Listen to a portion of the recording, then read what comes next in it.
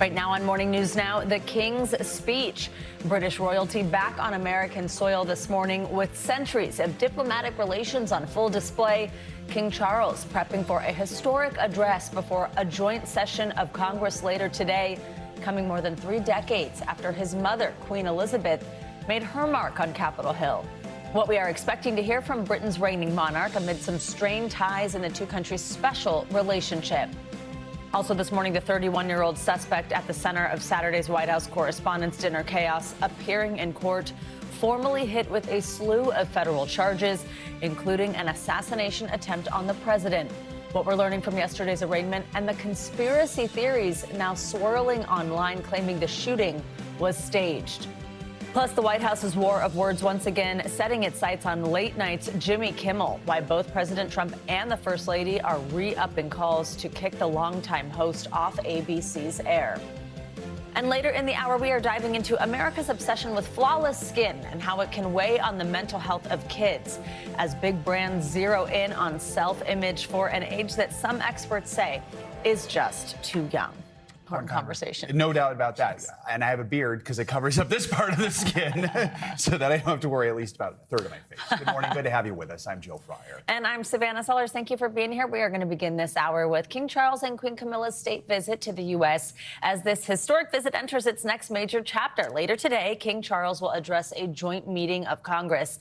He becomes just the second reigning British monarch to do so, more than 3 decades after his mother, Queen Elizabeth's landmark address in 1991.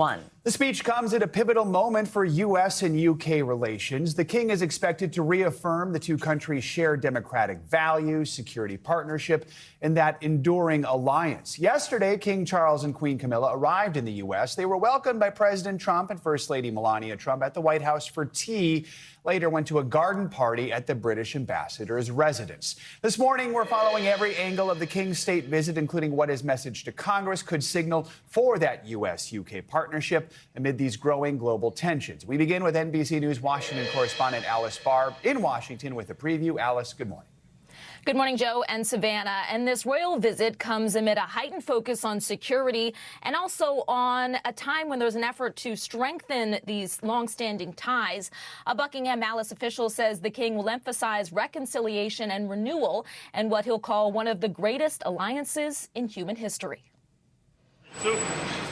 Today in Washington, the pageantry of a state visit fit for the UK's King Charles and Queen Camilla, with the undercurrents of the complex issues roiling some of America's top alliances. King Charles set to address Congress with a message emphasizing the U.S.-UK special relationship and coming together around shared democratic values, despite challenging times. That's according to a Buckingham Palace official. Among the challenges, a strain on President Trump's relationship with UK Prime Minister Keir Starmer. This is not Winston Churchill that we're dealing with. Amid tensions over the war with Iran and the president's frustrations, the British and other European allies haven't done more to back the U.S., despite the president not consulting them before the start of the war. Allies hoping the king's warm ties with President Trump can smooth diplomatic waves during a visit celebrating 250 years of America's independence, capped by an official state dinner tonight. It all comes amid scrutiny over security following Saturday's White House Correspondents' Dinner shooting. The White House confirming a meeting with top DHS leadership, members of the United States Secret Service, and our own operations team here to ensure the safety and the security of the president, as we do have many of these major events moving forward. The suspect, Cole Allen, made his first court appearance Monday, facing federal charges of attempting to assassinate President Trump. The president has said he was satisfied with the Secret Service response, tackling Allen before he made it into the event, though the White House says there may be changes to security protocol. And King Charles will reference the Correspondents' Dinner shooting at the start of his speech, according to a Buckingham Palace official. And in keeping with the king's dual task here, it was written by the UK government to support their priorities, NATO, the Middle East, Ukraine, all framed within the king's own language and tone. Joe and Savannah. All right, Alice, thank you so much. For more on what's ahead, we're joined now by royal editor at Hello Magazine, Emily Nash. Emily, good morning. Thanks so much for being here. So we know the King's speech is expected to focus on the idea of reconciliation and renewal, we've heard, and of course on this enduring alliance between the U.S. and U.K. What are we expecting today? Well, it's going to be a huge moment for King Charles, his first address to Congress as monarch, obviously only the second British monarch ever to make this address. And he's obviously thought about it a great deal. And there has been this back and forth between the palace and 10 Downing Street to get his speech absolutely right. But this set piece is very, very important for our relationship. He's going to stress the need to defend our shared ideals and, ultimately to transcend the difficulties we've experienced in recent weeks and months and think about the longer term for both countries. Emily, as Alice just reported, Buckingham Palace says the speech will support the UK government's priorities, but the tone is often the King's own. So how do you expect him to put his personal stamp on this message? Well, I've watched the King delivering these addresses to governments overseas on several occasions, and he does like to inject a bit of humour. He likes to refer to, shared cultural moments, for example. And I do think that while there will be some weighty themes in here, he will add his own personal touches to the speech. Then there's the state dinner. That's later tonight, a major ceremonial moment. But behind all the pomp, what does it actually signal diplomatically? Well, it's a moment to come together and celebrate and show each other great mutual respect. And I think that this really helps foster the environment for the delegations behind the scenes to get done what they need to do. It helps to oil the wheels. And of course, it's fascinating for everyone else to watch. It's a moment for a bit of pomp and pageantry and a bit of glamour. And that helps, smooth over some of the difficulties going on behind the scenes. And we should note this royal tour is not just a D.C. thing, truly going beyond the Beltway. It'll continue in New York and Virginia. Walk us through what is still ahead and what are the moments that could have a big impact. I think what we're going to see in New York is a moment of somber reflection at the 9/11 memorial. Of course, we're approaching the major anniversary this year, and I think that the King and Queen will want to pay their respects. But then they are going to have, following day in Virginia, kind of the opposite situation, a moment of celebration of a block party. They want to meet as many Americans from all walks of life as they can. So it's not just about the high-level diplomacy and the political issues going on between our two countries. It's also an opportunity really to celebrate that people-to-people connection. Emily Nash, thank you so much. Great to hear from you. And we will have special coverage of King Charles' address to Congress. It begins at 3 p.m. Eastern. You can watch live on NBC News and right here on NBC News Now. Let's turn back to that other big story in Washington. The first court appearance for the man accused in Saturday's shooting at the White House Correspondents' Dinner. He was in federal court yesterday. 31-year-old Cole Tomas Allen is now facing multiple charges, including one of attempting to assassinate President Trump. After his arraignment, high-ranking officials from the Justice Department held a press conference providing more details about the charges and the events leading up to the attack. Make no mistake. This was an attempted assassination of the President of the United States, with the defendant making clear what his intent was. And that intent was to bring down as many of the high-ranking cabinet officials as he could. NBC News political reporter Megan Leibowitz joins us now with more on this. Megan, we'll dig a little deeper into the charges with Danny Savalos in just a moment. But we know following the arraignment and this press conference, what more did we learn about the suspect, the attack itself, and just the days that led up to what happened Saturday night?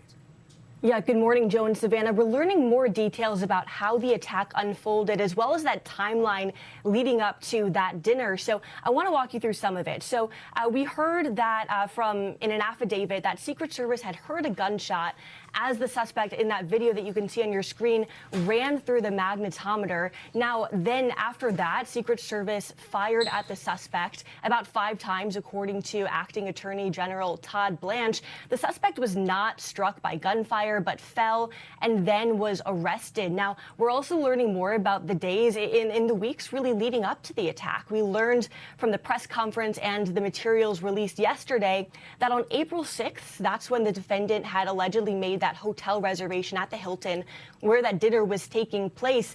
Then later on April 21st, that's when the suspect began Allegedly, that multi-day train trip from Los Angeles to Chicago, then to D.C., where the day before the White House Correspondents' Dinner, that is when he allegedly checked into that hotel as well. Now, the affidavit that was released yesterday as well also includes the writings that the suspect allegedly sent his family right before the attack unfolded. Now, as we've previously reported, in those writings, the suspect had expressed anti-Trump administration sentiment and had also said that he was going to be targeting Trump administration officials, prioritized, in his view, from highest ranking to lowest ranking official. Joe and Savannah.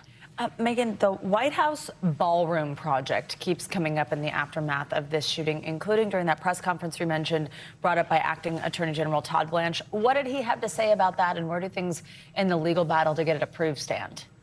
Yeah, that's right. So in the aftermath of this shooting, Trump administration officials, including the president himself, have renewed their push again for the White House ballroom, arguing that the shooting indicated that the ballroom was necessary to guarantee the president's safety in a large event like this. So Acting Attorney General Todd Blanche was asked about this and addressed this yesterday during that press conference, where he argued that the ballroom situation was really a meaningful safety issue and said that the administration would continue to fight a lawsuit in court. Take a listen to what he had to say. We absolutely believe that there is no better example of why this ballroom is necessary, aside from all the very positive things the ballroom will bring to this country and to Washington, D.C., than what happened on Saturday night. You guys, many of you all were there. That's one of the only places in D.C. that you can hold an event like that due to its size and the structure of what we need. Just to back up for a second, give you some background here, the National Trust for Historic Preservation had sued to try to halt the construction of the ballroom. After the shooting, the Justice Department had asked them to voluntarily drop the lawsuit. Yesterday, we heard from the head of the trust saying that they would not voluntarily drop that lawsuit. And so yesterday, then, following that response, the Trump administration then entered another filing, pushing for the court, really, to put an end to the lawsuit, arguing in that filing that it endangered the lives of President Trump as well as future presidents. And Megan, Blanche is also among the growing number of Trump administration officials who've been starting to point fingers, blaming the Democrats and the media for the state of political violence in the U.S. We should note we've seen political violence aimed at both parties over the years. So how are Democrats responding to that, and how does this contrast with maybe the more conciliatory tone that we heard initially from the president right after the attack? Yeah, so it's been a bit of a shift. So right after the attack took place, President Trump, in that Saturday night press briefing, had really called on Americans to recommit to ending their differences peacefully. He said that there was a lot of love in that ballroom on that Saturday night when the attack unfolded. But, really even just a day later, that rhetoric, that shift started to take place in that tone.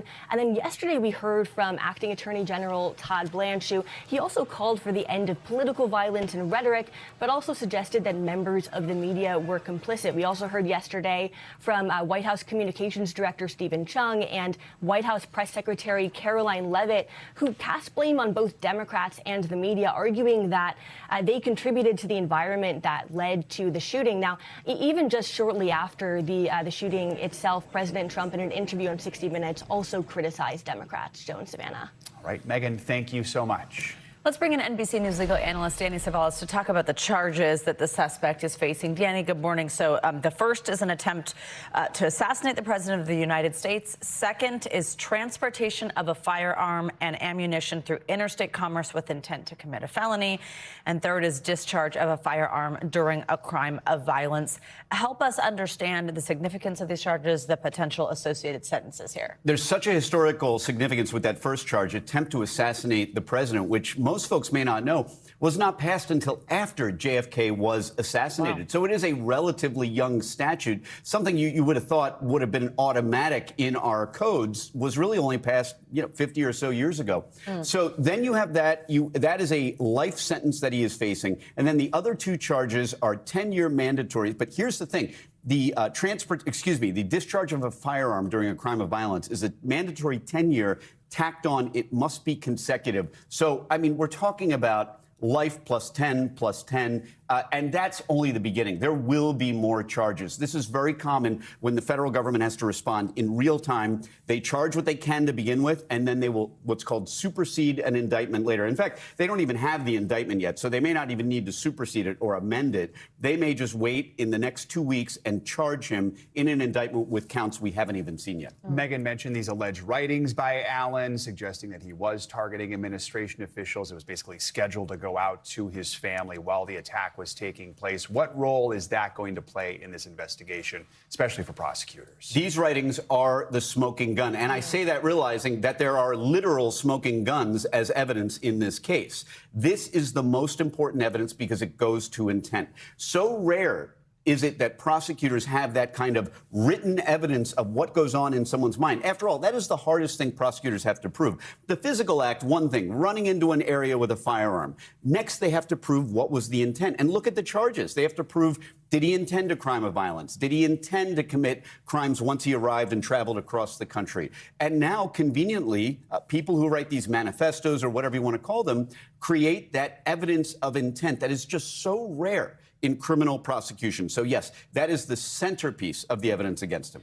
Prosecutors are calling for Allen to be held in pre-trial detention, but his attorneys say he has no prior charges. He's presumed innocent. A detention hearing is set for this Thursday, but how do you see that going? Yeah, I'm saying it here. You can call it Calshi. You can call it Vegas.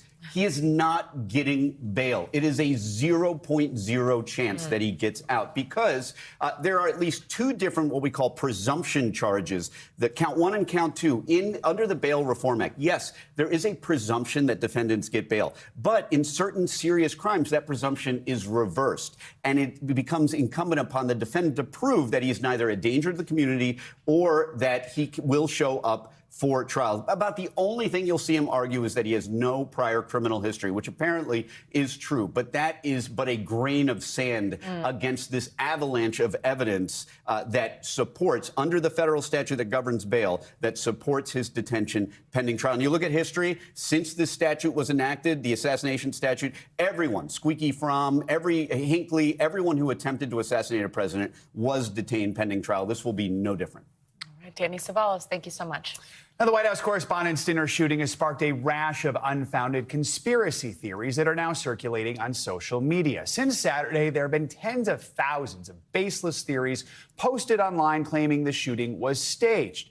That sparked growing concern about just how fast misinformation can spread in the wake of a major news event.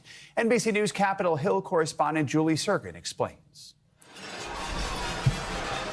Moments after shots were fired at Saturday's White House Correspondents' Dinner, social media sleuths tried to answer swirling questions with unfounded conspiracy theories. People across the political spectrum baselessly calling the shooting staged, even as there's nothing to back that up, with authorities instead releasing evidence showing the suspect, Cole Tomas Allen, allegedly storming through security armed, and countless journalists on site for the event working the story in real time. Still, posts containing the term staged now surging on social media, featured in more than 700,000 posts since midnight on Sunday, according to data by Tweetbinder. Just got home from the White House Correspondents' Dinner. It's after midnight. After my own Instagram post directly following the shooting, people flooded my comments with accusations it was all staged, speculating the attack was a stunt to boost the president's ratings. Some of the theories fueled in part by these comments from White House Press Secretary Caroline Leavitt ahead of the dinner.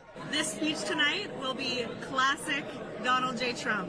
It'll be funny. It'll be entertaining. There will be some shots fired tonight in the room. The relatively innocuous comment referencing what was to come in the president's speech then went viral after the incident. Leavitt was asked about the proliferation of misinformation, calling it nonsense. It's very important to us that we get the truth and the facts about this case and any case out there as quickly as possible to dispel some of that crazy nonsense that you do see running rampant online. Adding to the conspiracy intrigue, a number of Trump allies posted on social media arguing the attack proves why the White House needs a new ballroom, just minutes before the president made a similar point in his press conference. The messaging does not mean the shooting was staged. Ashley St. Clair, a former right-wing influencer who's been recently critical of Trump, did not entertain the idea of a so-called staged incident, but took to TikTok to explain the tweets. They coordinate their messaging in lockstep via group chat. The administration did not comment specifically on St. Clair's assertion, but a White House spokesperson tells us, quote, anyone who thinks President Trump staged his own assassination attempts is a complete moron. Conspiracy theories in America have been common aftershocks around political earthquakes, but they seem to be forming and flying around the internet faster than ever before. Social media is full of AI fakes, political showmanship, and people are accustomed to being lied to. And so they don't necessarily anymore believe the truth when it's presented to them. 2 years later, there is still a contingent of doubters with unfounded allegations after the assassination attempt against then-candidate Trump in Butler, Pennsylvania. The president responding to the quick spread of such theories in a 60 Minutes interview Sunday. I think they're more sick than they are con people, but there's a lot of con in it too. I haven't heard that last night didn't happen. Usually it takes a little bit longer. Yeah. Usually they wait about 2 or 3 months to start saying that. At the moment, it seems like lawmakers on both sides of the aisle are staying above the fray and out of speculation, while some also recognizing how quickly they're popping up. Like when I asked Congressman Jamie Raskin about it just minutes after Saturday night's incident. This is going to fuel all that stuff, I'm sure. Fanning the flames online as authorities push forward with the high-stakes investigation. Julie Sirkin, NBC News. In the aftermath of this weekend's shooting, President Trump is again calling for late-night host Jimmy Kimmel to lose his job, this time over comments he made before the Correspondents' Dinner. The president and First Lady are both demanding ABC fire Kimmel over a joke he made during a parody of the dinner last week. NBC News senior White House correspondent Gabe Gutierrez has more on the renewed feud. President Trump is calling on Disney and ABC to fire late-night host Jimmy Kimmel for these comments during a parody of the White House Correspondents' Dinner that aired last Thursday. And of course, our First Lady Melania is here. Look at Melania, so beautiful. Mrs. Trump, you have a glow like an expectant widow. The segment aired 2 days before prosecutors say a gunman tried to assassinate the president, who slammed Kimmel for what he called a despicable call to violence, labeling the skit something far beyond the pale. The First Lady saying his monologue about my family isn't comedy. His words are corrosive and deepens the political sickness within America, adding enough is enough. The backlash comes 7 months after ABC briefly suspended Jimmy Kimmel Live following the assassination of conservative activist Charlie Kirk. With the MAGA gang desperately trying to characterize this kid who murdered Charlie Kirk as anything other than one of them.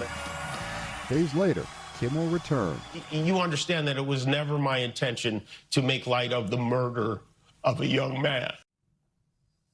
Our thanks to Gabe Gutierrez for that report. While Kimmel responded to the backlash in his monologue during last night's show, making the case that the joke did not have malicious intent. Listen. You know how sometimes you wake up in the morning and the First Lady puts out a statement demanding you be fired from your job? We've all been there, right? It was a pretend roast. I said, our First Lady Melania is here. Look at her, so beautiful. Mrs. Trump, you have a glow like an expectant widow, which obviously was a joke about their age difference and the look of joy we see on her face every time they're together.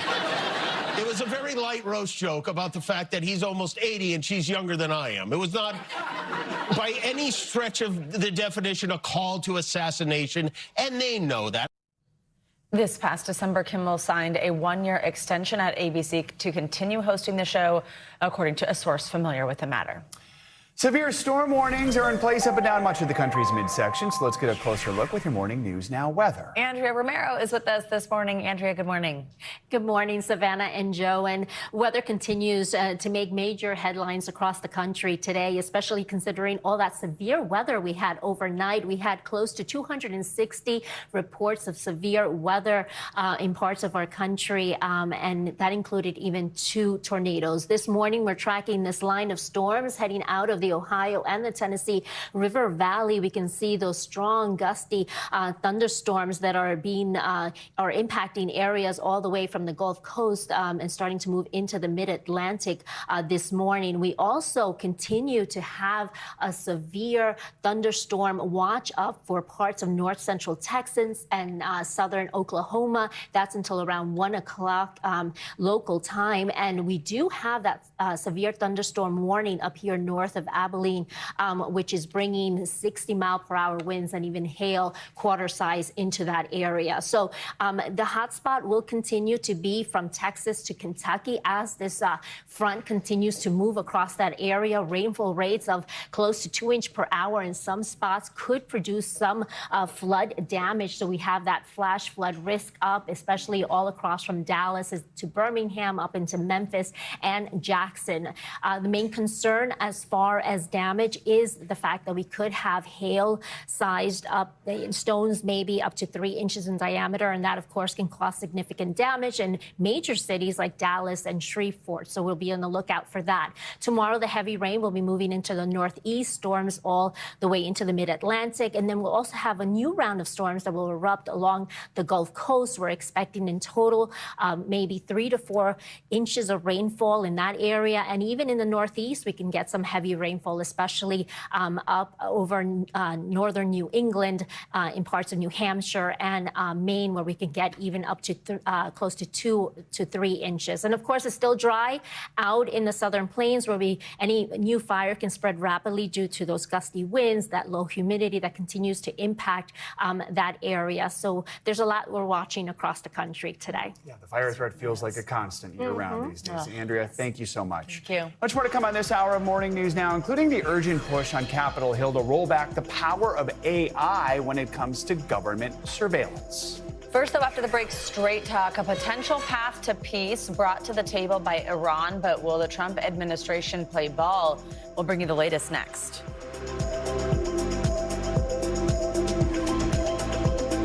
Iran has presented a proposal to the U.S. that would open the Strait of Hormuz and end the war, while tabling more difficult discussions about Iran's nuclear program until a later date. That is according to a Gulf source and a regional source. White House Press Secretary Caroline Leavitt confirmed that President Trump and his national security team were discussing Iran's proposal at the White House on Monday after Axios first reported on it.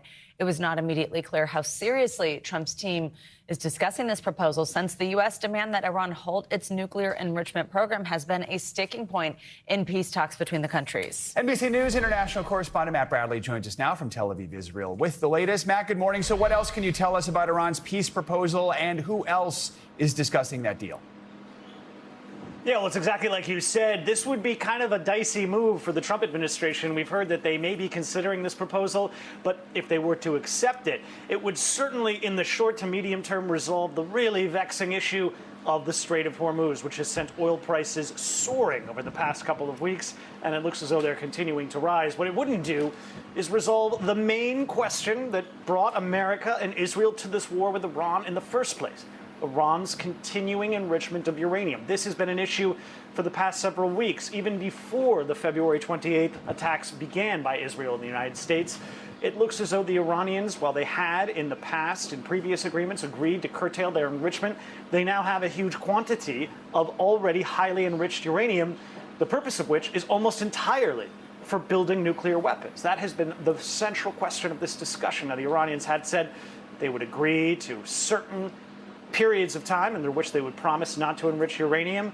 But this is going to be something that, if the president and his administration decide to agree with the Iranian proposal, it would really be a major compromise on the American side, and the first major compromise of this conflict.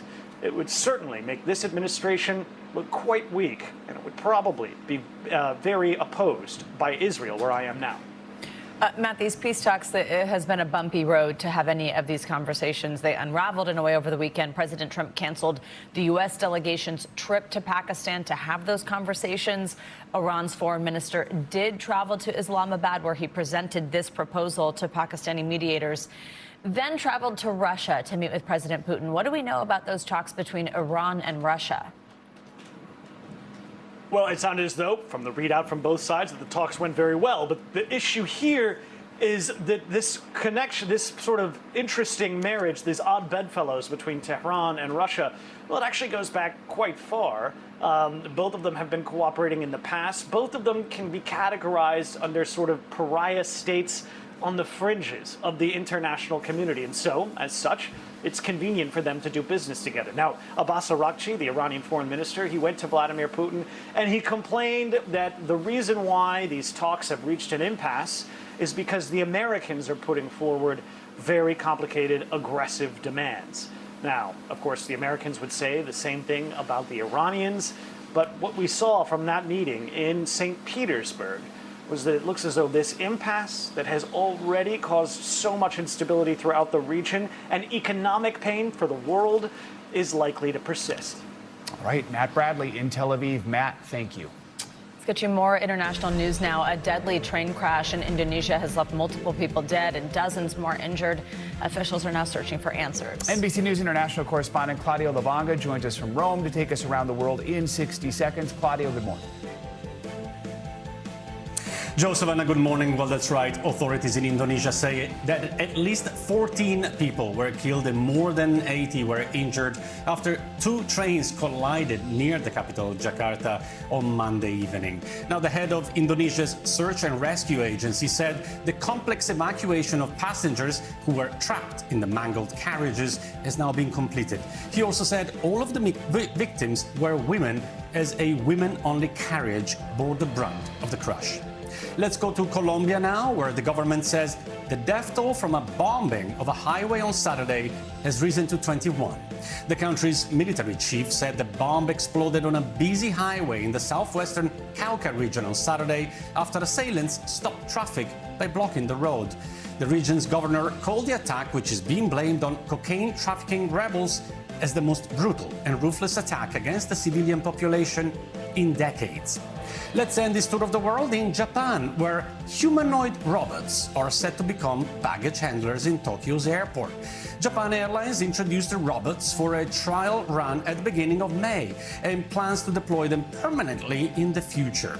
The president of Japan Airlines Ground Service said the robots will ease the burden from human baggage handlers overwhelmed by the surge in tourism and severe labor shortages. In a demonstration for the media, a robot was seen pushing cargo onto a conveyor belt and waving. What is unclear, guys, is whether the robot was waving his human colleague goodbye.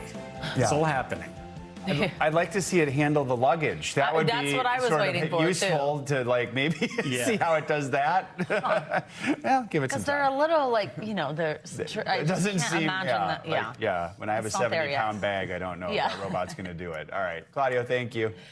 Coming up, the quest for skin perfection weighing on the minds of young people across America. Yeah, so after the break, we're going to dive into Gen Alpha's cosmetic obsession and how parents can promote a healthy sense of self without those sky-high price tags. That's next.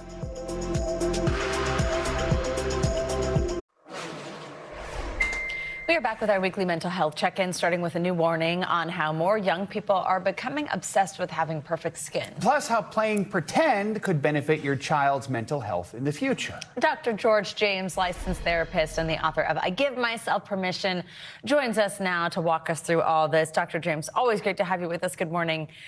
So let's start on the skin one. We know that skincare has just become so popular with young people with Gen Alpha. I mean, we see lines of young girls trying to buy these high-end products at places like Sephora. There's even now this term cosmetic anorexia that's being used to describe this fixation with flawless skin. When should parents start to get concerned here, and how can they intervene to try and encourage positive self-esteem? Yeah, good morning, Savannah. I think there's a few things with this. I think it's natural for young folks to want to explore makeup or try to think about how they want to look good with using certain products. But the concern here is that at a young age, single digits, even early double digits, is that it makes you feel like the only way you can look good is with makeup. And it could possibly lead into what we could be concerned with is body dysmorphic disorder, where young folks feel awful about themselves and try to hide that with makeup. So you want to pay attention to that. Have conversations with your young folks. Hopefully things like sports or activities can help them to feel good about themselves naturally and encourage them, let them know that they are beautiful no matter how they look without makeup. So really encourage them and support them about how they feel and look. Always good advice there. Let's talk about a technique that's getting more popular, sort of an easy way to try and change behavior. It's known as habit stacking. Basically works by identifying something you already do, then pairing it with a new habit. So give us an example of this, and is it something we should all be doing? Yeah, this term really came out really popular with the book Atomic Habits, and I really love what my wife has done with this.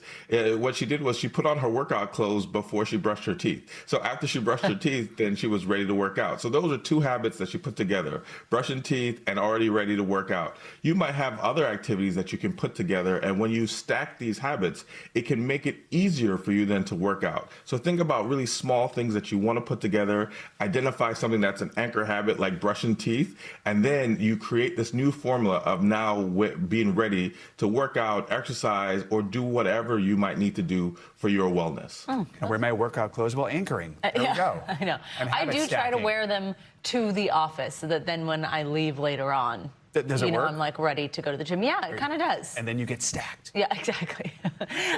Okay, doctor, finally, we have this study. This is out of Australia. It found that kids who had these big imaginations when they're playing games, when they're playing pretend, that they ultimately had fewer emotional and behavioral difficulties later in life. Explain this one. Why is that, and what's the message for parents here? Well, the thing about pretend play is that you pretend about lots of situations and scenarios, and then you actually try to solve them. So when you're younger, you learn emotion regulation. What happens if something disturbing happens or overwhelming, and then you figure it out. You also just get to enjoy and learn about yourself and someone else. So I think pretend play is actually great for young folks, and it helps, once again, with emotion regulation. But I think it's something great for adults. It's actually something I recommend in my book, to play like a child. If you've ever seen a young person, they know how to play really quickly, and they can ease the situation in the moment. So follow the child's lead, pretend play, and let them show you how to do it, and it'll actually be great for them and for you. Dr. George James, always great to have you with us. Thank you so much. Coming up, a decades-old cold case out of Louisiana is finally closed. When we come back, we'll tell you the critical new clues dug up in a true crime podcast that helped deliver justice to the family of a murdered teen more than 40 years later. That's next on Morning News Now. We're back with a true crime podcast that helped crack a decades-old cold case in Louisiana. After 40 years, the family of a teenager who was raped and murdered may finally get justice. NBC News senior national correspondent Stephanie Gosk explains how the suspects were identified.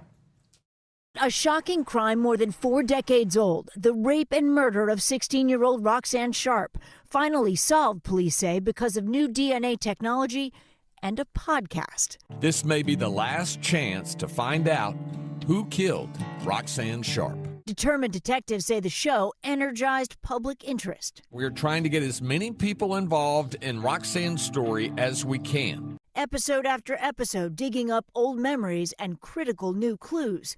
Sharp's niece, Michelle Lappin, was surprised by the renewed attention. It blew up more than I thought it would because, it's always meant something to us. But when the podcast came out, I realized it meant something to a lot of people. The podcast producer says he went to Louisiana State Police asking if they had any cold cases he could bring some attention to. Roxanne Sharp's case was the first one they brought to him. Now 4 men, 2 of them already in prison for other crimes, are arrested for aggravated rape and second-degree murder. Roxanne's body was found on February 12, 1982. All of the suspects now in their 60s. How's your family and the community feeling about the fact that this is now finally going to go to trial after all these years? Relieved. There'll always be a hole there where she was, but I hope that people can heal once the truth comes out. Detectives and a podcast not stopping until it does. Stephanie Gosk, NBC News. Privacy advocates and some lawmakers are warning that artificial intelligence is giving the government easier and more invasive ways to spy on Americans. That's sparking new urgency on Capitol Hill. Calls to limit the government's ability to search Americans' phone calls, emails, and text messages without a warrant. It stems from a 2008 law called the Foreign Intelligence Surveillance Act. It's also called the Spy Law, and it was set to expire yesterday. But lawmakers agreed to a 10-day extension so they could have more time to debate new protections and safeguards. NBC News AI reporter Jared Perlow joins us now with more on this. Jared, good to have you with us. So we'll get to the lawmakers' reactions in just a moment. First, just walk us through this Spy Law, what it is, how it works. Absolutely. So this is FISA. That's what the acronym basically is the Foreign Intelligence Surveillance Act. So it was actually passed, I think in the 70s was the original version, but the key provision we're talking about here was passed in 2008, as you said. So basically what it says is the government asserts the right to collect all of the communications, the electronic communications, we're talking emails, phone calls, texts, of foreigners living abroad. Okay, that's fine. You could say the government can spy on foreigners as much as they want. No worries there. The interesting thing, or many people say the problem is that Americans' communications can also be roped into those searches as well. So say I'm texting with a friend who lives in Spain, or maybe I have an aunt or an uncle who lives in India, something like that. All of a sudden, all of those communications suddenly get roped into that database as well. And what privacy advocates worry is that the government takes a very broad approach to how they can then search those communications, because otherwise they wouldn't be able to. They would need a warrant. But if I'm texting with somebody who lives abroad, then suddenly I, as an American citizen, become fair game. What are the biggest concerns with the law, and especially how AI could essentially supercharge it? Absolutely. So we have to think about the fact that AI does not need lunch breaks. AI does not, form part of a union. So when we're thinking about how a human analyst at the FBI, at the NSA, one of these intelligence agencies might analyze this data, you have to think about the time and care it requires to go through these search records, these texts, these emails manually.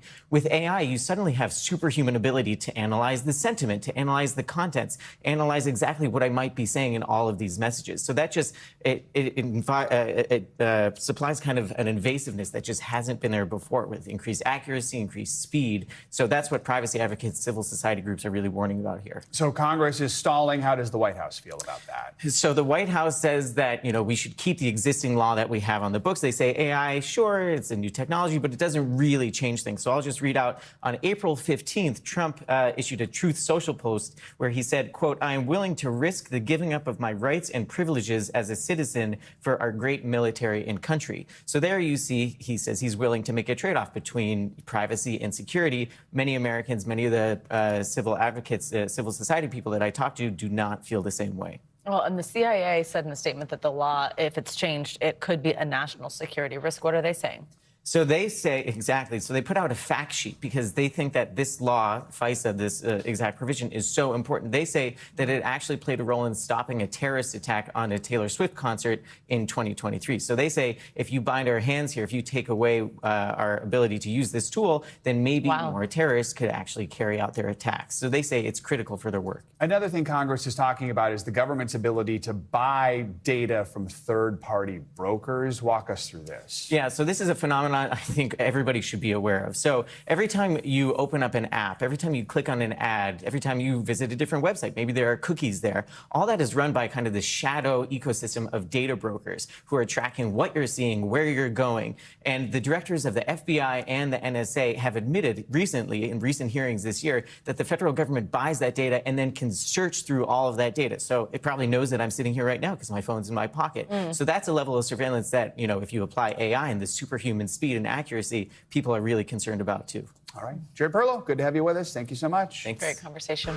Time for some money news now. Meta is preparing to walk back its acquisition of one AI startup after Chinese regulators blocked a multi-billion-dollar deal. NBC News business and economy reporter Allie Canal has your Money Minute. Good morning, Allie.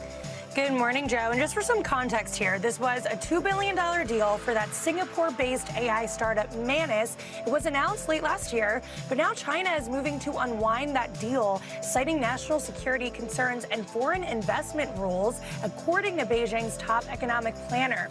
Now, a Meta spokesperson initially told us yesterday that the deal complied with the law and that they expect an appropriate resolution. But now, according to the Wall Street Journal, Meta is preparing to unwind the acquisition, and it could happen in just a few weeks. Now, Meta had no comments when asked by NBC News, but the episode shows just how hard it's becoming for U.S. companies to expand in AI globally, especially when China is involved. And from big tech to your grocery list, supermarket chain Aldi says it's cutting 44 more ingredients from its private label foods, along with vitamins and supplement products, as the company pushes for simpler labels. Now, with those additional cuts, Aldi says it plans to remove a total of 57 ingredients by the end of 2027, targeting things like artificial preservatives, colors, flavors, and sweeteners. Now, it's all part of a broader industry shift toward fewer synthetic ingredients and more transparent labels. And finally, a fan favorite is making a comeback. Wendy's is bringing back its sweet and sour sauce after months of customer outcry, but it's only for a limited time. The fast food giant says its return will depend on demand. So if you wanted to stick around, you'll have to order it. You have to talk about it on social media, proving that once again, sometimes the internet really does get what it wants. So if you're a big sweet and sour fan, make sure you're tweeting at Wendy's because they said they'll listen. What does Wendy's make that you need sweet and sour sauce for? Like I'm chicken not- sandwich or fried? People Nuggets. love it, though. I was going on social media, and they were obsessed. They're like, this is Okay. my kryptonite. So maybe we'll have to try it. Okay, our director, I like Regina, that. just informed me nuggets. Nuggets, So I guess okay. there you go. Makes I get that. sense. Nuggets, sweet and sour for the nuggets. Thanks, Allie. This year marks 250 years of American independence, with celebrations planned all year long all over the country, like here in New York, where a fleet of tall ships will sail into the city this summer. Andrew Siff from NBC New York has a look at the work going on behind the scenes to make sure these events happen. Everything has to be timed just perfectly. Getting ready for tall ships is no small task. Where are they now? Some of them are already en route. And Chris O'Brien, president of Sailforth 250, the organization planning the parade of ships in New York Harbor, says 22 truly tall ships with 180-foot-high masts will be here, and so will another 20 mid-sized ships. And if it all rings a bell, perhaps you remember President Gerald Ford's visit here in 1976, the bicentennial on New York Harbor, or when President Clinton visited for the Millennium Celebration 26 years ago. There again, tall ships encircled Manhattan. The idea was actually JFK's back in 1961 to send ships and celebrate the World's Fair. The ships are the goodwill ambassadors of their countries. They serve to bring people together. The parade of boats on the 4th of July is only one part of the nation's 250th birthday. Another group called America 250 planning a New Year's Eve-style tribute on July 3rd. We are doing 8 ball drops representing the 8 time zones of our country. Then on the 4th, volunteerism and service. We want to make July 4th, 2026, the largest day of giving in our country's history. As for the parade of ships, Sailforth's O'Brien says Governor's Island is prime viewing, but so is any spot along the Hudson, the tall vessels navigating 15 miles from the Verrazano to the George Washington, each boat 6 minutes apart or 1,200 yards apart. As for who sails ahead of whom, The ships will parade alphabetically by nation. and then when they dock, these ships are open to the public for free at ports from here to New Jersey for the days following the 4th. We worked hard to spread the ships out to maximize the amount of people that can be able to go on board. Thanks, Andrew, for that report. Coming up, a heartfelt homecoming surprising one Jersey bride on her big day. When Morning News Now returns, a reminder, no matter the distance between family, love will always find a way. We're going to explain next.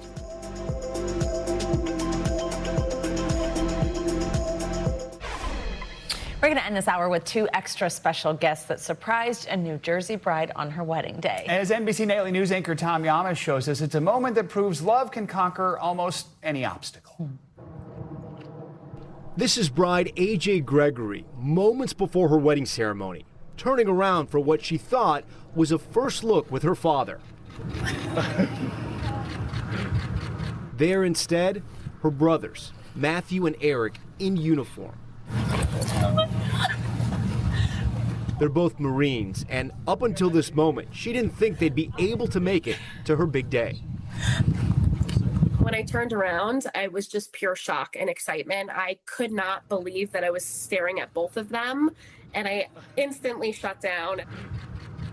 Hi! Going for a hug! AJ, overcome with emotion, Oh my God, I'm so happy. pulling her younger brothers into a hug. The surprise, especially meaningful for this tight-knit family used to sharing all of life's milestones. The moment that I saw both of them there was a full picture moment. It truly meant so much to me to be able to have them both there when I didn't think that they were going to come initially. So it was very special. A reminder that no matter the distance, the people you love most find a way. I'm so happy. I would do anything for them. Thank you. I'm so grateful that they proved that they can move mountains for their big sister. Tom Yamas, NBC News. That's going to do it for this hour of Morning News Now. Stay with us, though. The news continues right now.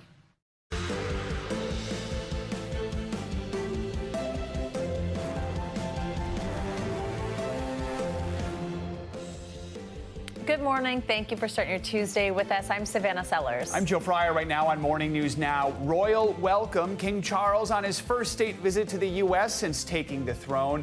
The king now set to address a joint meeting of Congress later today.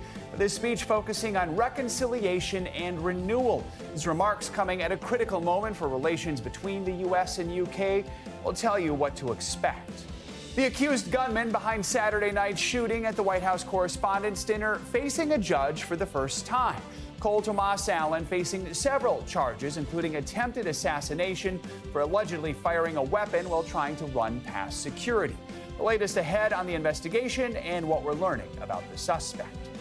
Fighting back, Taylor Swift filing trademark applications to protect her likeness from being misused in a move that appears designed to address concerns over AI. We're breaking down what it could mean for the future of the music industry. And start your engines. The Formula One Miami Grand Prix set to take place this weekend. We're going to preview the big race and get you revved up for the big day. Savannah going one-on-one with the leader of a team looking to grab the checkered flag in Miami. And you'll be there. I won't be there for the race. I am making my way down. Getting there. Exactly. To talk with some of the drivers and bring a story. Just it's cool to have one on American soil. First time this year. So. I wasn't trying to imply Savannah's racing. Oh, yeah. I mean, I probably could. You probably could. Yeah. I think so. Next year.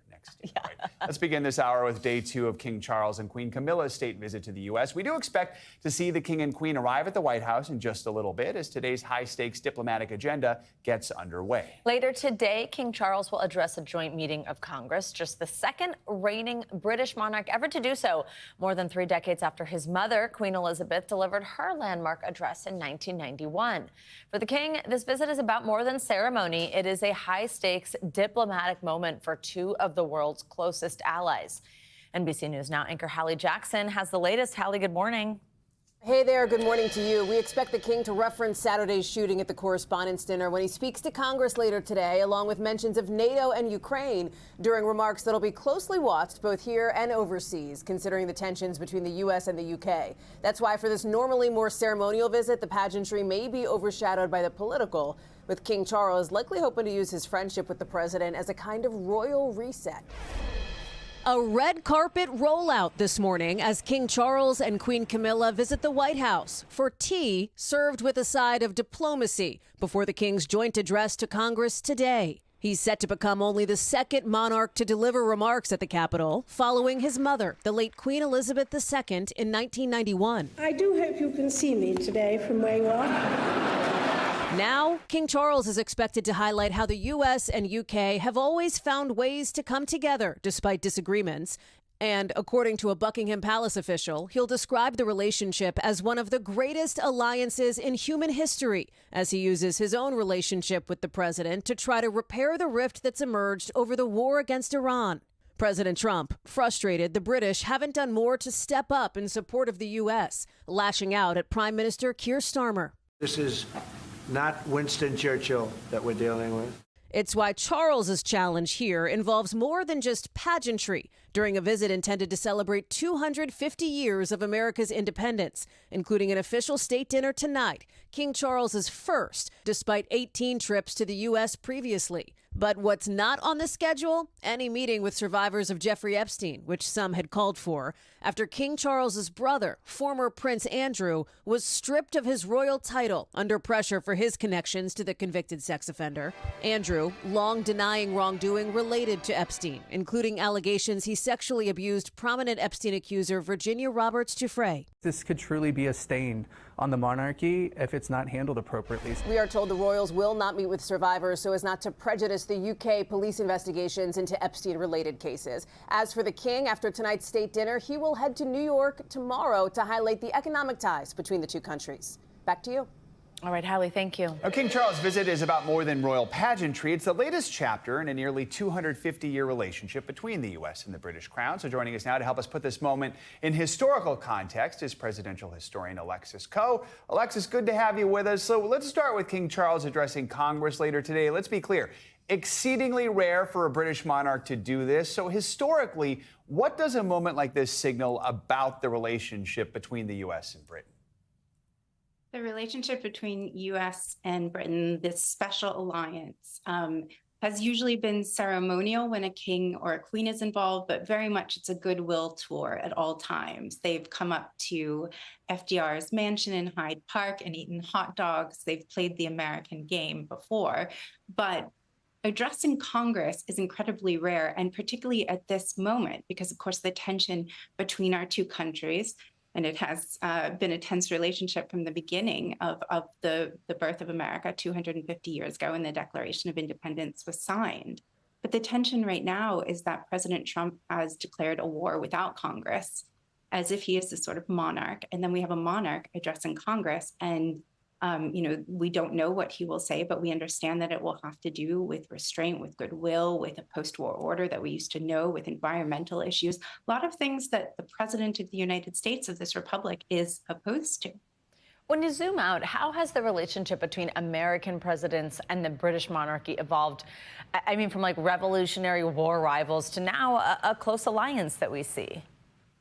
There's always been a curiosity, of course, and begrudging success. King George said of George Washington that if he gave up power, he was perhaps the greatest man who had ever lived. There has been admiration, there has been consternation, there has been a lot of frustration about America being isolated, being powerful and holding so many cards, empiring without the name, but not quite participating in the same way that the British have wanted. And so really it's been one of courtship, but now it's happening in the other direction. But presidents do have policy working relationships with the prime minister. Right now, that's not possible, it seems. And so the king is coming to do what kings have done in the past, which is to add a little pomp and circumstance to the relationship. And that is a great offering in this particular instance when we have a president who very much respects the monarchy and has a great amount of affinity for King Charles.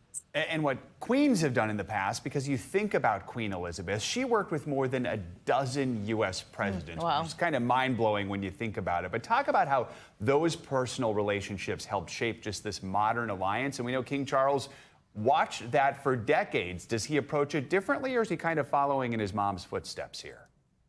Well, this is so interesting. Of course, there's a modern element to the presidency, to the monarch. But King Charles and his mother, Queen Elizabeth, this isn't something that they just start to learn when they go to college or on the job, as Trump did. They are training for this role from birth. Queen Elizabeth had tea with a young John F. Kennedy, then the son of the ambassador to the court of St. James, Joe Kennedy, when she was 13 and he was a college student at Harvard. And so this relationship, it forms in their youth, and they get to observe all the different players for a long time. And Charles has just as well. He's just as focused. A great history lesson there. Alexis Coe, good to have you with us. Thank you so much. And our special coverage of King Charles' address to Congress will begin at 3 p.m. Eastern today. You can watch live on NBC News, and of course, you can watch streaming on NBC News Now. Well, the suspect accused of carrying out a shooting at the White House Correspondents' Dinner on Saturday night is facing multiple charges this morning. 31-year-old Cole Tomas Allen made his first appearance in a federal court yesterday. Among the charges was an attempt to assassinate President Trump. NBC News senior White House correspondent Garrett Haake has the latest. Garrett, good morning. Hey, Joe, Savannah. Good morning. The shooting suspect, Cole Allen, could face life in prison if convicted on the federal charges he now faces. He did not enter a plea yesterday and remains behind bars here in Washington until his next hearing. And now we're learning more about how this attack was allegedly planned and executed And those new details are raising new questions about how the president is protected and the risks of our political rhetoric. The accused gunman in the White House Correspondents' Dinner shooting is facing serious federal charges this morning after his first court appearance. The Justice Department charging 31-year-old Cole Allen with one count of attempting to assassinate President Trump and 2 weapons charges. Prosecutors citing alleged writings by the suspect sent to family members. Make no mistake, this was an attempted assassination of the President of the United States, with the defendant making clear what his intent was. DOJ officials releasing these photos of the weapons they say Allen was carrying, including a 12-gauge shotgun, a pistol, and 3 knives. According to charging documents, Allen ran past a metal detector located 1 floor above the ballroom, firing a weapon. A Secret Service officer who was injured returned fire 5 times, but did not hit Allen, who was eventually detained in the lobby. Authorities say Allen reserved a room at the Washington Hilton for 3 nights and traveled to D.C. by train on April 21st from his home in California. The acting attorney general says security at the dinner worked as intended. Law enforcement did not fail. They did exactly what they are trained to do. This was the 3rd attempt on President Trump's life in just 2 years. The White House holding a meeting Monday to discuss possible changes to how the president is protected. We're always looking for ways to improve security. New data analyzed by the Wall Street Journal shows domestic attacks and plots against the U.S. government are at their highest levels in at least 3 decades. The White House press secretary blaming Democrats. The left-wing cult of hatred against the president and all of those who support him and work for him has gotten multiple people hurt and killed, and it almost did so again this weekend. The top House Democrat responding. This so-called White House press secretary wants to lecture America and lecture us about civility. Get lost. Clean up your own house. The White House is also using this episode as an opportunity to make the case for the president's ballroom project, which they say could more safely handle large events like this one. But undermining that argument, the Correspondents' Dinner is a private event, not a White House function, and its attendance is roughly 3 times the ballroom's planned capacity. Joe, Savannah? All right, Garrett, thank you. Now, the White House is renewing pressure on ABC to fire late-night comedian Jimmy Kimmel. At issue, a joke made last week during a skit about the White House Correspondents' Dinner. NBC News senior White House correspondent Gabe Gutierrez is following this story, joins us with the latest. Gabe, good morning. Joe, good morning. Jimmy Kimmel is standing by his comments overnight, calling it nothing more than a days-old light roast about the president's age, while also pushing the White House to tone down its own rhetoric. You know how sometimes you wake up in the morning and the First Lady puts out a statement demanding you be fired from your job? Overnight, Jimmy Kimmel responding to the latest calls for his cancellation. The late-night host facing new backlash after a controversial joke last week during a parody of the White House Correspondents' Dinner. Look at Mo, so beautiful. Mrs. Trump, you have a glow like an expectant widow. The segment aired 2 days before prosecutors say a gunman tried to assassinate the president at the dinner. Yesterday, the First Lady posting his monologue about my family isn't comedy. His words are corrosive and deepens the political sickness within America.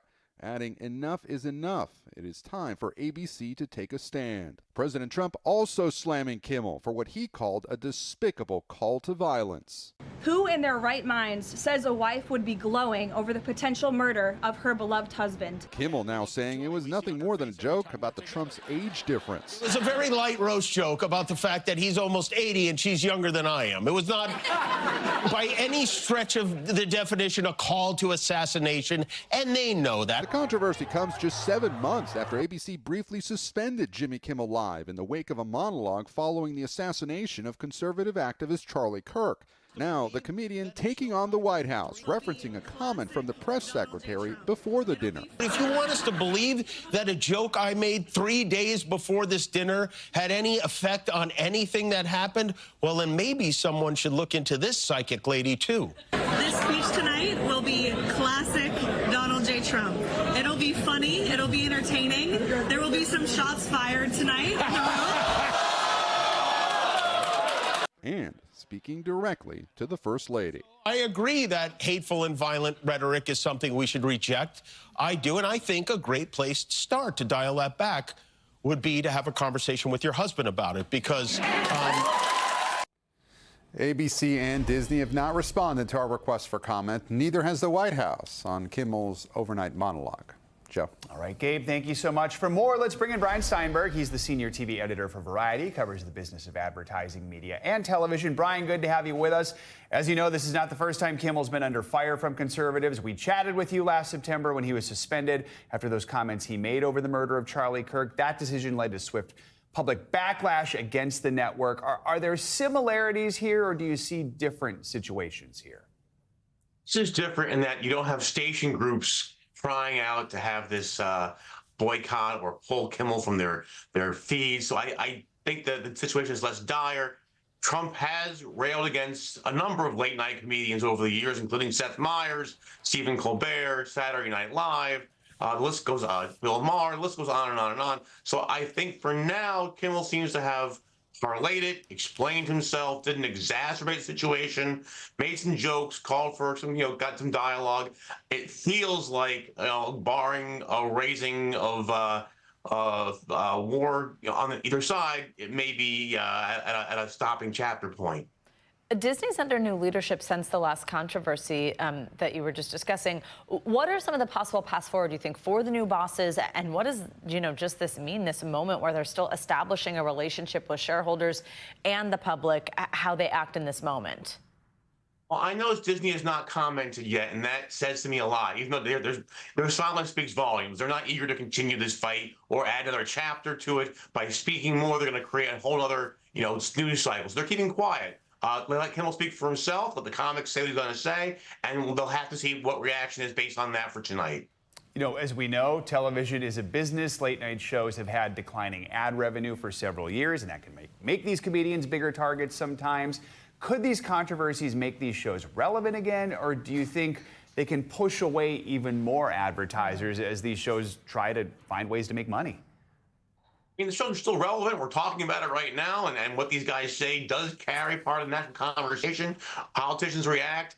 It creates a news cycle. I don't think this is a case where advertisers are going to boycott. Again, it's the same thing where you don't have a station group pulling ads. You don't have calls for Kimmel to, aside from Trump, I haven't seen anybody else join Trump in calling for Kimmel to step down. Keep in mind that when Disney did take Kimmel off the air last time, there was backlash to them. Then I believe there was some cancellations of subscriptions to Disney Plus. There are challenges to either direction you might take. Disney seems to be walking a tightrope, keeping quiet, letting the news cycle go where it's going to go, letting Kimmel handle it himself. In that same vein, CBS Late Show host Stephen Colbert's show, it's ending next month. Jimmy Kimmel's contract is up in a year. Jimmy Fallon's contract here at NBC up in 2028. Do you see the late night talk show landscape changing significantly? Could we see more of these shows go away?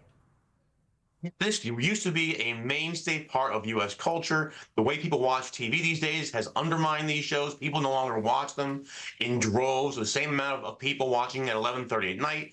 The economics are shakier, definitely so. And you see it. Colbert is taking off, CBS replacing it with virtually a time buy from a syndicated programmer.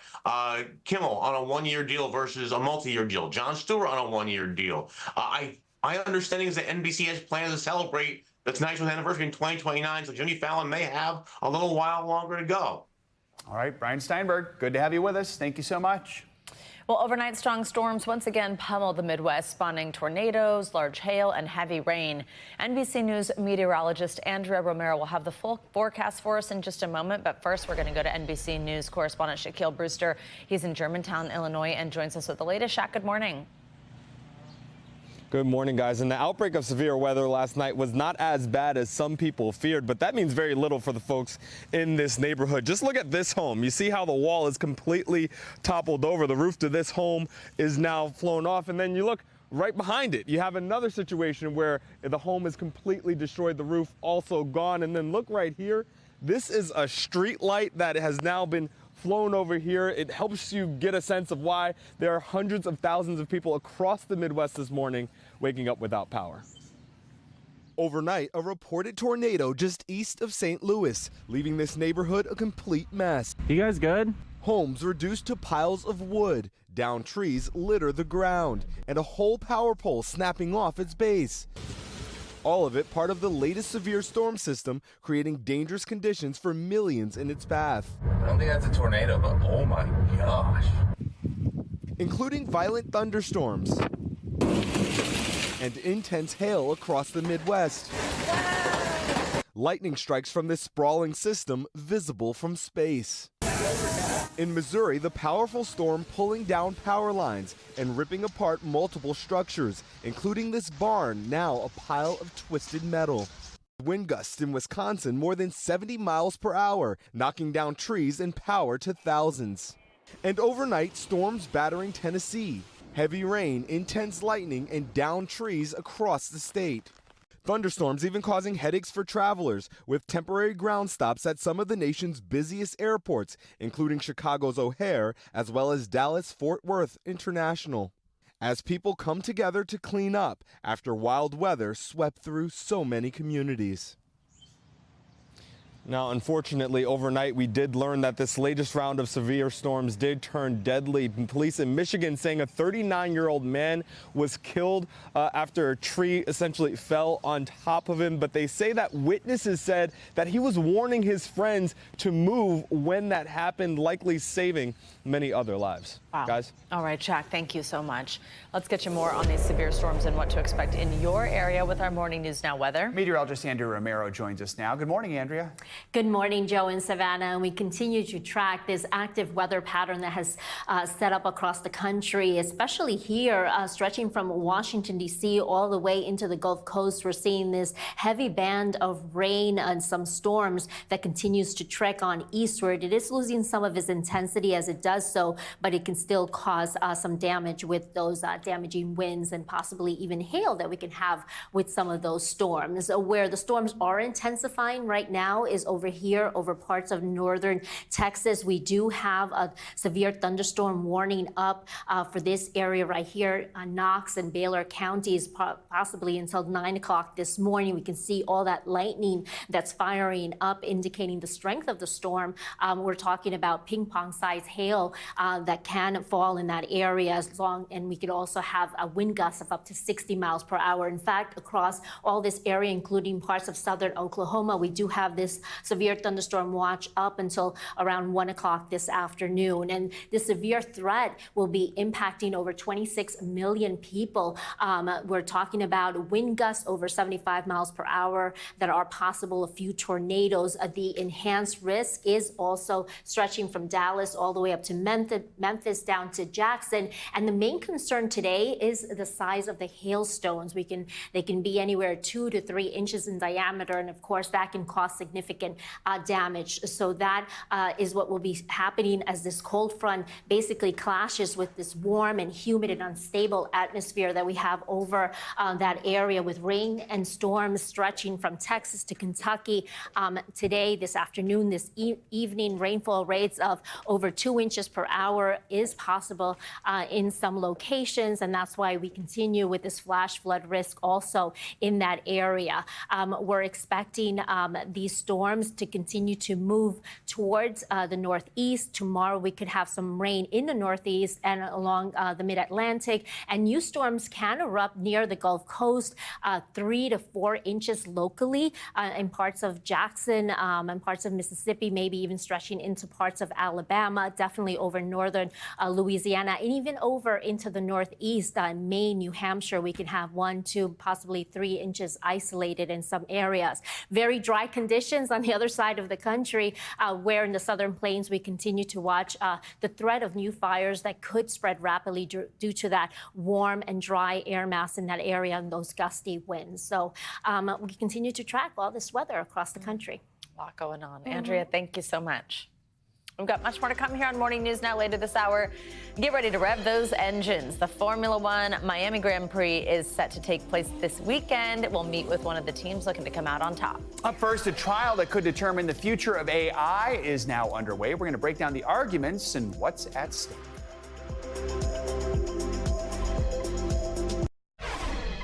Welcome back. A trial that really could have a big impact on the future of AI is about to get underway. Tesla and ex-boss Elon Musk is suing OpenAI and its CEO Sam Altman and Microsoft, one of the company's top backers. He's alleging they owe him $134 billion.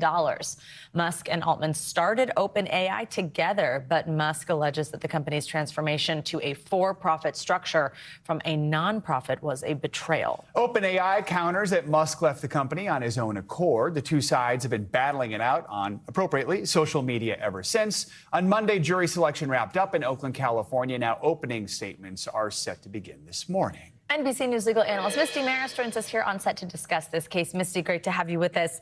So help us understand exactly what it is that Musk is alleging, and then also, does this payout this size, $134 billion, is that realistic at all? Yeah, so this case started out with 26 claims, came down to 4, Okay. 2 of which Musk dropped before the trial, which were fraud. So now it comes down to breach of charitable trust and unjust enrichment. His argument is that he donated $44 million to OpenAI, which was a non-for-profit company for a charitable purpose. But now the company restructure has made it a for-profit company, what he called from a non-for-profit to a wealth machine. So the damages, that $134 billion, is the ill-gotten gains from that original donation. But he's not just asking for that. He's asking for Altman to be removed as a leader. He's asking for that unwinding of the recent change, which made this a for-profit corporation.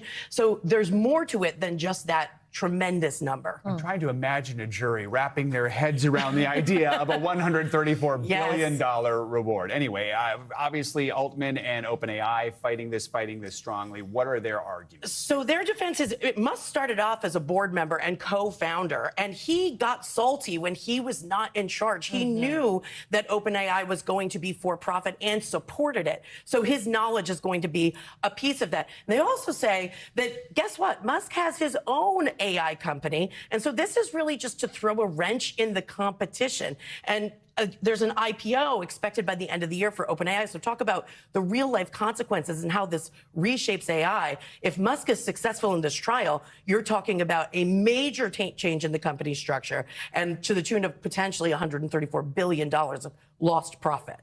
We mentioned that jury selection wrapped up yesterday. Somewhat interesting here, 9 jurors were eventually sworn in, but the process did reveal some pretty strong opinions of Musk. He's obviously made himself a very well-known figure in the country, but the judge said that since they committed to sort of setting that aside, it was okay.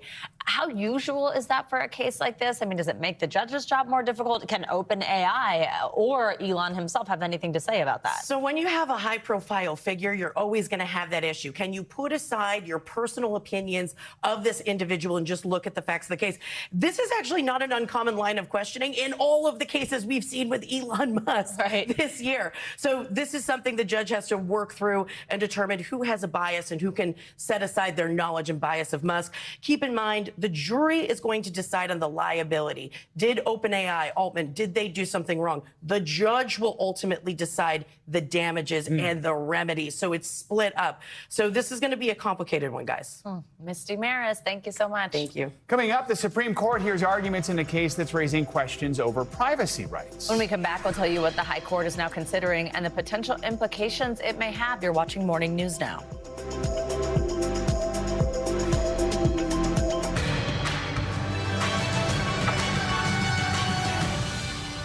We're back now with a closer look at what's making news in the world of politics this morning, starting with a new redistricting plan in Florida. NBC News politics reporter Megan Leibowitz is following that and more. Megan, good morning.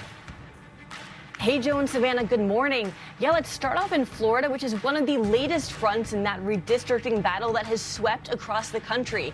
Governor Ron DeSantis released a draft redistricting plan that, if passed, would give Republicans an advantage in 4 more districts.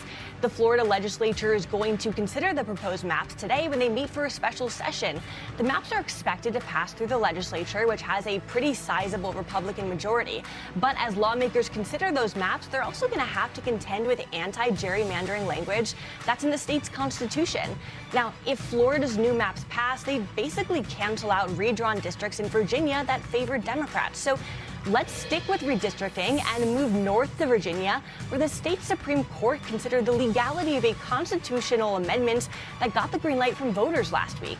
The amendment would allow Democrats to adopt a redrawn congressional map that could help Democrats win up to 4 additional seats. Now, in yesterday's oral arguments, the justices pressed Democrats' lawyers with some pretty tough questions. That was later celebrated by conservatives. Now let's switch gears and head next to California, where a union is celebrating its latest efforts to pass a tax on billionaires. The proposal aims to put in place a one-time 5% tax on the assets of Californians if their net worth exceeds more than $1.1 billion. Now, the union that drafted the plan announced yesterday that they'd submit far more signatures than the number that's required for that to appear on the ballot this fall. Now, supporters of the bill say that it's necessary to help fund health care. The bill's critics, though, include Sergey Brin, a Google co-founder who reportedly moved from California to avoid the tax. He told the New York Times in a statement that he fled socialism with his family in the 70s and knows, quote, the devastating, oppressive society it created in the Soviet Union. He said he does not want California to end up in the same place. And that's a look at what's making news and politics this morning, guys. All right, Megan, thank you so much. The Supreme Court heard oral arguments yesterday in a case that's raising new questions about how the Constitution protects Americans' privacy rights. It all stems from a bank robbery in Virginia back in 2019. Police were able to find the suspect using data obtained from Google about cell phone users who were nearby at the time of the crime. That's because a federal judge approved what is called a geofence warrant. It allowed police officers to cast a wide, open-ended search, even without identifying a specific suspect. Well, now the Supreme Court is looking at whether the suspect's rights were violated in a case that privacy advocates claim could have major implications. For more, we're joined now by NBC News senior Supreme Court reporter Lawrence Hurley. Lawrence, good to have you with us. So we know the Supreme Court held these oral arguments about 2 hours yesterday. Walk us through. They appeared divided. So what did they have to say? Yeah, I mean, this case is about competing interests, right? It's the interests of the prosecution and police officers to be able to investigate crimes and locate who committed them.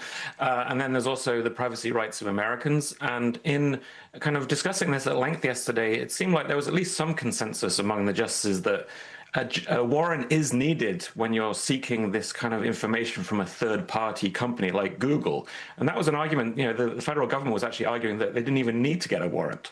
So that's sort of a one thing the court might rule. And then on top of that, they might also impose some other restrictions on, you know, if you are going to get a warrant like this, it needs to be restricted in time and place and things like that, so that it doesn't unnecessarily infringe upon the privacy rights of other people who are at the scene, whose information might also be picked up.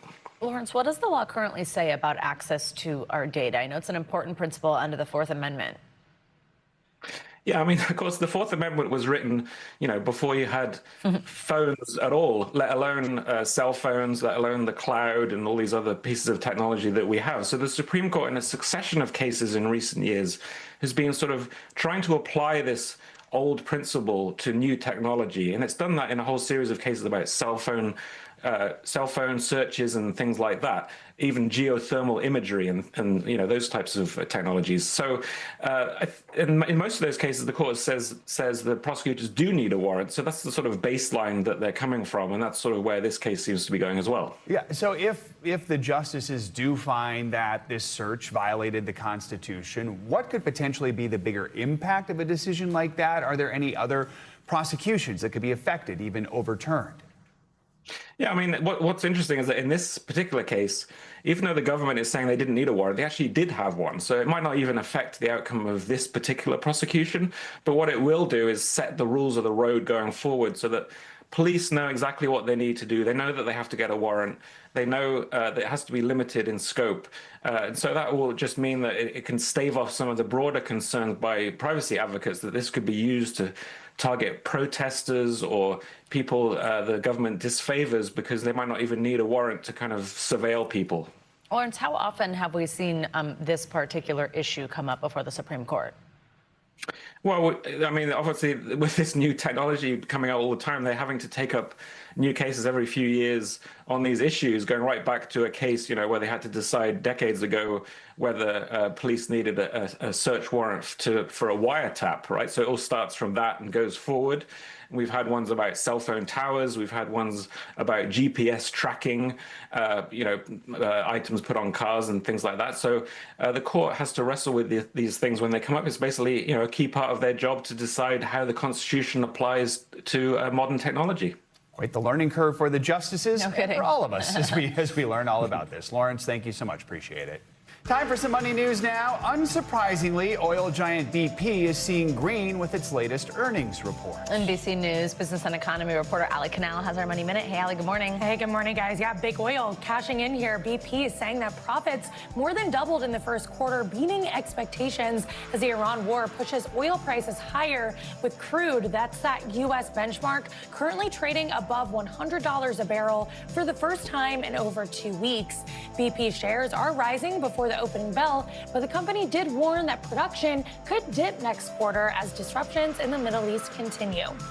And over in Hollywood, Paramount is asking federal regulators to sign off on foreign investors backing its proposed takeover of Warner Brothers Discovery. According to a new FCC filing, the company says foreign investors would own just under 50% of the merged company. That includes about 38% held by Middle Eastern sovereign wealth funds. We're out to Paramount for comment. And finally, dinner is served from the sky. Little Caesars is testing drone delivery for full family meals with new drones that can carry nearly 9 pounds of food. That's enough for multiple pizzas and sides. For now, this is happening in just one small Texas market, but it does signal a big step towards speeding up food delivery. And according to that press release, guys, your food could arrive in less than 5 minutes from the oven when it comes to delivering it to your doorstep, which is crazy. Soon our skies will just be filled with flying pizzas. I get the speed. Amazon deliveries and pizzas in the sky. I don't know. I don't think we need that. I mean, the speed is cool, but really, Yeah, you're still gonna have to reheat it. Let's be clear. dumped on your lawn. Instant gratification of our era. Sometimes Exactly. you step back. Agreed. Thanks, Ali. Of course. Well, now to yet another industry being impacted by the weight loss drug craze, wedding dresses. Now, designers are, of course, used to last-minute alterations for brides who want to look their best on their big day. But now dramatic weight loss is creating major challenges. NBC News correspondent Emily Aketa joins us now with more. Emily, good morning. Hey there. Well, nearly 80% of couples feel pressure to change their appearance for their weddings, according to a new report. And in the age of weight loss medications, those changes can be a bit more dramatic than in years past. And while a new pair of pants may be an easy fix, alterations to a hand-beaded 7-layer gown is a different animal that's now changing the wedding game. Before walking down the aisle to say, I do, You don't alter Vera Wang to fit you. You alter yourself to fit Vera. many couples have long practiced a robust regimen to look their best on their big day. This is my comprehensive wedding prep routine as a 2026 bride. But for a growing number of Americans, that beauty prep now includes another step, GLP-1s. The waist measurement of the dress I ordered was 3 inches smaller than my waist at the time. Nicole Hamilton, who is on a weight loss drug, had to guesstimate her size, anticipating additional weight loss ahead of her wedding next month. Some of the places I went to advised me to just order in my current size. Some advised me to order even smaller because they had seen such transformations. According to one survey, 10% of couples planning weddings this year are currently using a GLP-1, with another 10% considering it before the big day. The often dramatic results of weight loss drugs are shaking up the industry, with more women saying yes to the dress much closer to their weddings. The Wall Street Journal reporting rush orders at David's Bridal are up 50% in the last 2 years, a surge Designer Loft Bridal has seen too. It's gone from a 5 to 20 pound decrease to 50 plus, if not more. The New York City boutique has clients sign a contract and even started taking photos to remind the bride of the original fit. it. Are there certain styles that are easier to make alterations to? Sure, there's certain fabrics that allow for more alterations. Something that's fully beaded, fully laced is going to be a little bit more difficult. As the booming popularity of GLP-1s has intensified the pressure for some brides to look picture perfect, experts are reminding couples to avoid doom scrolling on social media and try to find a balance that's kind to both your body and mind. Describe your goals for the wedding. The goal, honestly, just to have fun. And according to that Zola survey, couples spend over $1,000 to look, quote, wedding ready. Among the most popular changes, exercise routines, skincare, mental health tools, and nearly 1 in 5 saying they're investing in cosmetic procedures too. Back to you. All right, Emily, thank you. Coming up, we are just days away from the Formula One Miami Grand Prix, and the excitement is already building. Up next, I'll go one-on-one with the leader of an F1 team looking to grab that checkered flag and preview the big weekend in Miami. Stay with us.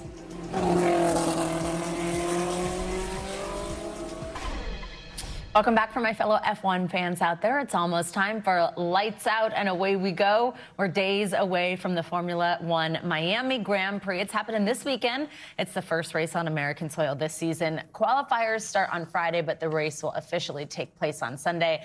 And this morning, we are lucky enough to have a team principal, a boss on one of these teams, stopping by our studio before heading down to Florida. Ayo Komatsu with Team Haas is here this morning. Good morning. Good morning. Thank you for having me. Thank you for being here. And thank you for stopping by before you were telling me you head down today. Yeah, straight after this, I'm off to the airport. Straight after this, you're off to the airport. We're lucky to have you with us. You guys have been having a great season. Secured a top 10 finish at every race in 2026 so far. Going into Miami, you're 4th in the F1 constructor standing. That's really just like the overall championship rankings here. How are you getting the team ready for the race this weekend? Yeah, I mean, we've been having a very, very good start to the season. But from now on, it's a very different challenge. You know, start of the season, everybody was trying to get used to this new regulation, new car, right? But then now that everybody's got used to it, people start bringing upgrades to the car. So it's now the case of how fast can you improve the car over the course of the remaining season. So it's going to be a very different challenge. For people who are not regularly paying attention to this, you should be, by the way. It's such a fun sport to watch and be a fan of. But those new regulations this year, it was a major change. One of the biggest changes the sport has seen in a really long time. Explain what it was that changed and how even this weekend, like you just said, we could see some dramatic differences. Right, yeah. I mean, I've been doing Formula One for 23 years, and this is the biggest regulation change I've seen before, because sometimes we change it on the chassis side. Sometimes we change it on the engine. We call it power unit these days, but never together. So that means this year's car, whole new generation of the car, no components are carry over from last year, and everybody had to learn how to make it, how to make use of it. So that's been a huge, huge challenge. And actually, we are the smallest team. We have 400 people, so that's been a huge challenge since the back end of last year. So you know, how we started this season has been great. It's also been an unusual season in that normally you see a race pretty much every other weekend throughout the season. The last 2 were canceled given their location and given what we've seen with the war in Iran and tensions in the Middle East. What's that been like to take a month off unexpectedly? Yeah, I mean, it's not a month off, actually. Yeah. You know, 1 month of not going racing, I mean, which is, you know, sad for the reasons you just described. Yes. But as a team, because, like I said, the challenges are so huge, over the back end of last year, over the winter first 3 races, everybody's been working completely flat out, very, very stretched. So we really used this time to look at the fundamentals we wanted to improve, but we couldn't while we were going racing. So really the idea is to look at those foundations, improve the base capability so that we can hit the ground running better this weekend in Miami. I mentioned Miami, the first American race of the season and one of only a handful. Haas, an American team, only now just this season, joined by Cadillac as an American team. What has it been like to watch this American fandom grow? That's been amazing. Like I said, I've been doing Formula One for more than 20 years, and we've been trying to increase the popularity of Formula One in North America for a long, long time. We just couldn't. And then with the Liberty Media and Netflix and everything is completely transformed. We have such more diverse fan base, and we have 3 races, 1 in Texas, Austin, 1 in Miami, 1 in Vegas, 3 races with completely different atmosphere, you know, attract a different set of fans. So I think it's been really amazing for the sports and amazing for the American fans. And I'm really looking forward to see this grow even more. Absolutely. One of your drivers, Ollie Behrman, he has had a great season, 7th in the standings right now, only behind Mercedes, Ferrari, and McLaren drivers. What's it like having him on the team, and how's he doing behind the scenes? Great. You forget he's only 20 years old. I started working with him actually when he was only 18. And then, of course, he was fast straight away. That was obvious. But what impressed me most is how his ability to understand the bigger picture. What's the objective of this team? What's the objective of this session? How he needs to deliver. And he learned so fast. Beginning of last year, he showed his speed, as we expected, but he struggled on certain consistency, risk-taking. But again, he learned so quickly. Back end of last season, his consistency was up there, and he had a great finish in Mexico in P4. So I just cannot see the ceiling of this guy. And he's such a positive guy to be around. When you have some problems, the tough times, sometimes, that demand can be actually quite daunting, right? But he conveys his message in a way that actually motivates people. So he's such a positive guy to be around. So yeah, it's fun working with him and great talent. Fun watching him since he jumped in for another driver with appendicitis. Ever since then, it's been amazing. Yeah. Ayo Komatsu, thank you so much. Good luck this weekend. Safe travels. That's going to do it for this hour of Morning News Now. The news continues right now. We thank you for watching, and remember, stay updated on breaking news and top stories on the NBC News app or watch live on our YouTube channel.